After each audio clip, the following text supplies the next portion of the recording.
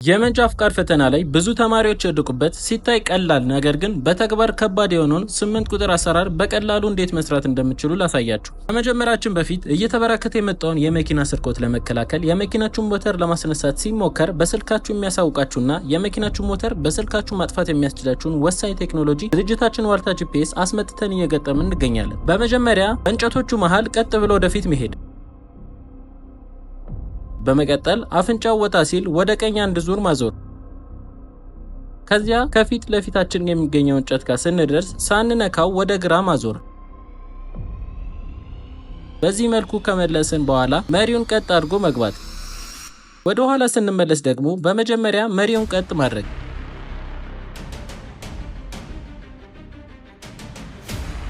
በመቀጠል የመጨረሻው እንጨት ጋር ስንደርስ ወደ ግራችን አንድ ዙር ማዞር።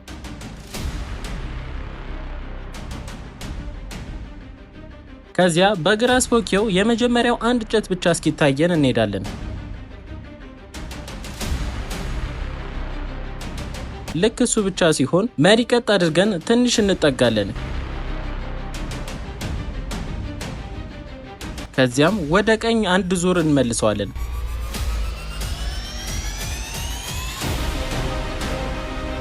ሙሉ ለሙሉ እንጨቶቹን ስታዩ ማቆም፣ በመጨረሻ መሪውን ቀጥ አድርጎ ወደ ኋላ መግባት።